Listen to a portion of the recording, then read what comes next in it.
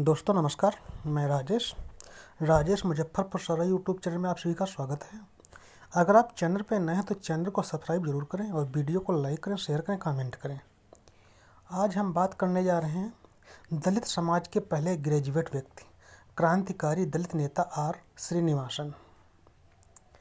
Are Srinivasan का पूरा नाम राय बहादुर रेता मलाई श्रीनिवासन था। उनका जन्म 7 जुलाई 1860 ईस्वी में मद्रास प्रेसिडेंसी वर्तमान चेन्नई में हुआ था। वह दलित समाज के पहले ग्रेजुएट व्यक्ति थे। सन 1887 में उनका विवाह रंगनायकी से हुआ। श्रीनिवासन दंपति के पुत्र तथा पुत्रियां कुछ 6 बच्चे हुए।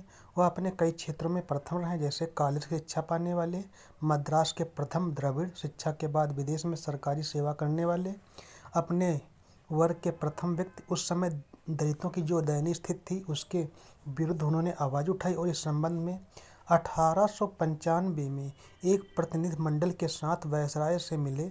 सन 1891 में आर श्रीनिवासन पेरियार महाजन सभा की स्थापना की थी, जिसका बाद में नाम आदि द्रविड़ महाजन सभा पड़ा। इस संगठन के माध्यम से श्रीनिवासन ने अछूत वर्गों की स्वाभिमान तथा जातिगत भेदभाव व छुआछूत समाप्त करने का आंदोलन चलाया। उन्होंने सन 1893 में पडिया नामक मासिक तमिल पत्रिका शुरू की। उन्होंने दिनांक 23/12/1893 को चेन्नई में एक विशाल सभा का आयोजन किया, जिसमें बड़ी संख्या में लोगों ने भाग लिया।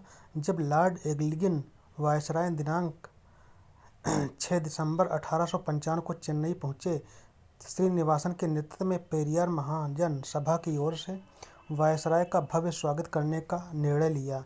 इसके लिए सुसज्जित द्वार बनाए गए तथा स्वागत बैनर लगाए गए। द्वारों को रात्रि में प्रकाशित किया गया। दलित वर्ग के लोगों द्वारा श्रीनिवासन के नेतृत्व में यह पहला शानदार आयोजन था। आश्चर्यजनक किंतु सत्य, श्रीनिवासन के नेतृत्व में अछूतों का 6 सदस्यों का प्रतिनिधि मंडल एवं सुजनित घोड़ा बग्गी से वायसराय से मिलने पहुंचा था तथा उन्हें अछूत वर्गों की मांगों का ज्ञापन पत्र सौंपा। छुआछूत का रोग कम होने का नाम नहीं ले रहा था, इसलिए इसके स्थायी समाधान के लिए श्रीनिवासन ने निर्णय लिया कि वे लंदन जाएंगे, वहां सांसदों तथा उच्च अधिकारियों से मिलेंगे तथा इस भयावह समस्या के निदान के लिए उनसे अपील करेंगे। यद्यपि उनके माता पिता तथा परिवार के सभी सदस्य इस शख्स के विरुद्ध थे, लेकिन वे अपने परिसर पर अड़े रहे। वे पानी के जहाज पर चढ़ गए और तथा पूर्वी अफ्रीका के जांजीबारा टापू पर पहुंच गए, लेकिन हालात के चलते अंततः श्रीनिवासन अफ्रीका में ही रह गए। उनकी अपनी अच्छी शिक्षा, अच्छी अंग्रेजी तथा अकुशल बुद्धि के कारण वहाँ उन्हें अच्छी सरकारी नौकरी मिल गई। बाद में उनका परिवार भी उनके साथ वहाँ पहुँच गया, लेकिन उनका पुत्र गंभीर रूप से बीमार हो गया। उपचार के बावजूद उसे बचाया नहीं जा सका और उसकी मृत्यु हो गई। इससे उनका दिल टूट गया और उन्होंने भारत वापस आने का फैसला लिया। वे दक्षिणी अफ्रीका में ही गांधी जी से भी कई बार मिले। लगभग 20 वर्ष अफ्रीका में रहने के बाद श्रीनिवासन 1920 में भारत लौट आए। सन 1921 के अंत में श्रीनिवासन ने छुआछूत के विरुद्ध आंदोलन पुनः प्रारंभ कर दिया। जल्द ही वे दलितों के नेता के रूप में प्रसिद्ध हो गए। सरकार ने उन्हें आदि द्रविड़ों के प्रतिनिधि के रूप में मद्रास विधान परिषद के लिए नामजद किया और श्रीनिवासन ने 6 नवंबर 1923 को 11 सदस्यों के साथ शपथ ली और 1935 तथा उस पद पर रहे। परिषद का सदस्य होने के नाते वे अछूतों की समस्याओं को निर्भीक होकर उठाते रहे और सवर्ण जातियों के विरोध का डटकर मुकाबला करते रहे। उन्होंने 25 जून 1924 को मद्रास विधान परिषद में एक ऐतिहासिक प्रस्ताव पेश किया। उसमें उन्होंने सार्वजनिक सेवाओं के उपयोग पर अछूतों के लिए लंबी पाबंदी हटाने का आग्रह किया।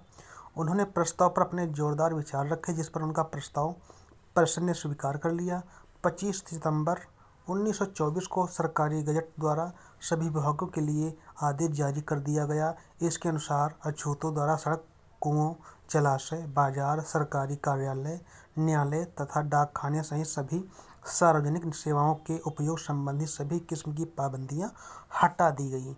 यह भी प्रावधान किया गया कि जो कोई भी अछूतों द्वारा इन सेवाओं का उपयोग करने पर आपत्ति करेगा, उस पर 100 रुपये का जुर्माना लगेगा। इस प्रकार सदियों में से लगी अछूतों की बेड़ियां कट गई। श्रीनिवासन दलित वर्गों के लिए अनेक प्रकार से सेवाएं करते रहे। उनके ऐसे कार्य से प्रसन्न होकर वायसराय ने उन्हें राव साहिब की उपाधि देने का फैसला दिनांक 1 जनवरी 1926 को किया। 20 फरवरी 1926 को भव्य समारोह में उन्हें यह उपाधि प्रदान की गई। फरवरी 1928 से ब्रिटिश सरकार द्वारा नियुक्त साइमन कमीशन ने भारत के विभिन्न भागों का दौरा किया तथा सभी वर्गों के प्रतिनिधियों से भेंट की। दलित वर्गों के प्रतिनिधि के रूप में डॉक्टर अम्बेडकर तथा श्रीनिवासन ने साइमन कमीशन से भेंट की तथा अछूतों के लिए अन्य मांगों के साथ पृथक निर्वाचन की मांग की। यहाँ यह बताना आवश्यक है कि डॉक्टर अम्बेडकर ने साइमन कमीशन को अपनी साक्ष्य में 295 प्रश्नों का उत्तर दिया था। समझा जा सकता है कि अनुसूचित जातियों और जनजातियों को अधिकार इतनी सरलता से नहीं मिले।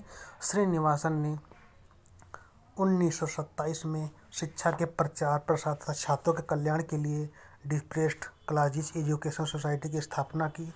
उनके प्रयास से सरकार ने दलितों के समाज कल्याण के लिए अलग विभाग शुरू किया। इस विभाग के द्वारा हजारों स्कूल स्थापित किए गए तथा 2500 रुपये की आर्थिक सहायता स्वीकृत की गई आदि। द्रविड़ छात्रों के लिए पृथक छात्रावास खोले गए और सरकार ने इन पर 20-30 लाख रुपए प्रति वर्ष खर्च किए। वर्ष 1998 में सवर्ण लोगों के असहयोग से मद्रास प्रांतीय दलित वर्ग फाउंडेशन की स्थापना की गई। इसके अध्यक्ष राव बहादुर श्रीनिवासन एमएलसी तथा प्रोफेसर एन शिवराज एमएलसी महासचिव चुने गए। इस आस्था ने दलित वर्गों के लिए काफ़ी काम किया। इसी से श्रीनिवासन जी का गोलमेज सम्मेलन में शामिल होने का रास्ता बना। दलित वर्गों की विशिष्ट सेवाओं के लिए श्रीनिवासन को वायसराय द्वारा 1 जनवरी 1936 को राव बहादुर की उपाधि से सम्मानित किया गया। इस उपलक्ष्य में एक भव्य समारोह का आयोजन किया गया। यह सम्मान स्वीकारते हुए उन्होंने अपने भाषण में कहा कि छुआछूत तभी समाप्त होगी जब दलित अपने मूलभूत अधिकार प्राप्त कर लेंगे। इसके लिए शिक्षित नागरिकों को उज्जवल भविष्य के लिए सामाजिक तथा सार्वजनिक क्षेत्र में उतरना चाहिए। उन्होंने आगे इस बात पर बल दिया कि दलितों को शिक्षा को महत्व देना चाहिए तथा अपने अधिकारों के प्रति जागरूक रहना चाहिए। ब्रिटिश सरकार ने दीवान बहादुर आर श्रीनिवासन को प्रथम गोलमेज सम्मेलन में डॉक्टर अम्बेडकर के साथ दलितों के प्रतिनिधि के रूप में भेजा। उन्हें 6 सितंबर 1930 को गोलमेज सम्मेलन के लिए निमंत्रण प्राप्त हुआ। वहां उन्होंने डॉक्टर अम्बेडकर सुर में सुर मिलाते हुए दलितों के लिए पृथक निर्वाचन क्षेत्र की मांग रखी। उनका कहना था कि दलितों के लिए आरक्षण के साथ साथ शिक्षा की उचित व्यवस्था होनी चाहिए। लंदन गोलमेज सम्मेलन के प्रथम और दूसरे सत्र 1930-31 में आपने डॉक्टर अम्बेडकर के साथ शिरकत की थी। सन 1936 में डॉक्टर अम्बेडकर के सहयोग से उन्होंने Madras province schedule caste party की स्थापना की। आर निवासन ने दलित उत्थान हेतु जो कार्य किए उनके लिए ब्रिटिश सरकार ने उन्हें दीवान बहादुर की उपाधि से सम्मानित किया। 18 सितंबर 1945 को उनका निधन हो गया। वे अपने किराए के मकानों में ही रहे। भारत सरकार ने उनके सम्मान में 15/8/2000 को 3 रुपये वाला डाक टिकट जारी किया। आर निवासन को स्मृति दिवस पर कोटि-कोटि नमन। आज के साथ इतना ही। हम फिर मिलेंगे अगले वीडियो में। तब तक के लिए नमस्कार।